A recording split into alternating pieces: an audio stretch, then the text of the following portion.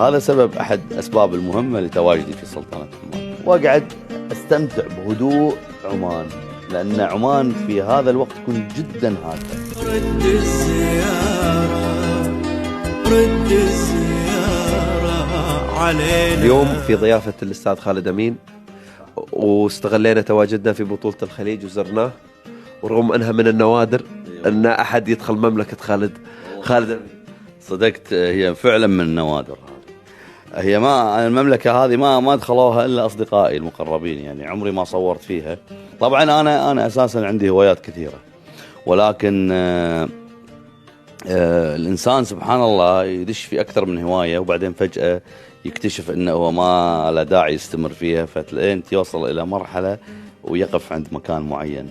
أنا توقفت عند مكان واحد فقط، وهو فعلا المقناص. يعني كنت في الحداق قبل، ولا زلت أنا ساعات أحدق وأقنص، بس الآن القنص أصبح يطغى على الحداق، يعني في طغى على فكرة أني أنا أروح أحدق كثير. هذا سبب أحد أسباب المهمة لتواجدي في سلطنة عمان.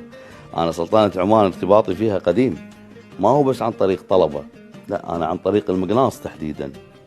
أنا أحب أموري شوي تكون الظاهر نظفين فلافين الموضوع. فالله يسلمك، جمال الطبيعة سبحان الله. الهدف من المقناص ما هو بس انك تصيد وصيد جائر. انا اعتقد ان كل المقانيص اللي هم فعلا يعني عندهم هذه الهواية هم اكثر الناس المحافظين على الطبيعة والمكان. دائما مكاننا نظيف، ما نحب ان نترك اثر. افضل حداق عندنا بالخليج موجود، العالم انا قاعد اكلمك العالم، يعني أنا قاعد أشوف إن أونس حداق عندنا بالخليج. أنت عندك عمان، إذا إحنا نتكلم عن سلطنة عمان بجميع حدودها، لو تروح لها حدودها البحرية كلها، وين ما تغوص وين ما تحدق راح تستمتع في الحداق على فكرة يعني.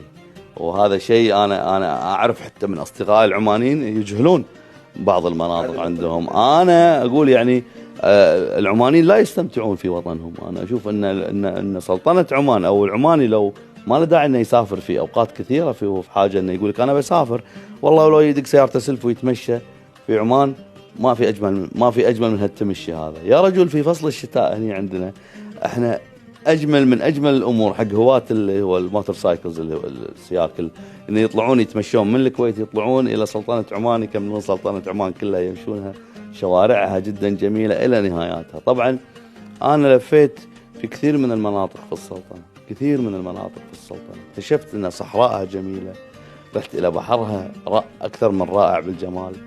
وعندك بعدين عاد تجي حق الجبال هذه، يعني شيء كان هزني من داخل، يعني من جمال الجبل والطبيعة. الآن تعال إلى مو بس فقط الطبيعة، طبيعة أهل المنطقة نفسها لما يكونون فيها تبدأ تعيش فيها. لذلك أنا حريص جدا أقول لك، أنا غير الخليج والدول العربية وأفريقيا ما أروح الفترة الأخيرة من حياتي.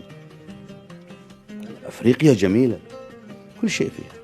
الآن بالنسبة لي أنا كهاوي صيد، أنا أرى بأن أفريقيا فيها كل شيء. وبالنسبة كصيد حداق أرى أن خليجي والدول العربية مالتي، هي دولنا العربية، هي أجمل شيء للصيد البحري. أنا قاعد أشوف، لأن الطبيعة أنا وايد أحبها.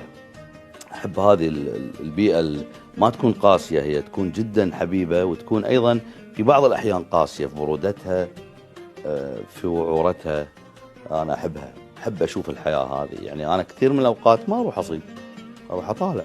يعني عندي شهر رمضان، آخر رمضان أكون أنا في العشر الأواخر من رمضان، إذا ما عندي أي خطط أكون في سلطنة عمان، وأبدأ زوارات عند أصدقائي كلهم في السلطنة. وساعات أطلع أروح للإمارات العربية وأرجع مرة ثانية. يعني أروح الإمارات أزور ربعي اللي قريبين من الحدود هناك، وأرجع مرة ثانية، وأقعد أستمتع بهدوء عمان، لأن عمان في هذا الوقت تكون جدا هادئة بشكل غير طبيعي، في هدوء فيها يصير. أنا هذا اللي أحبه، واللي أحبه أكثر لقائي بأصدقائي. وشنو عاد، كل ناس تروح لهم عندهم وجباتهم الخاصة، أكلهم الخاص، مناطق عمان مختلفة، فأنت تستمتع بالتنوع هذا. التنوع الموجود تستمتع فيه. هنا الجمال بمختلف أشكاله واضح للعيان،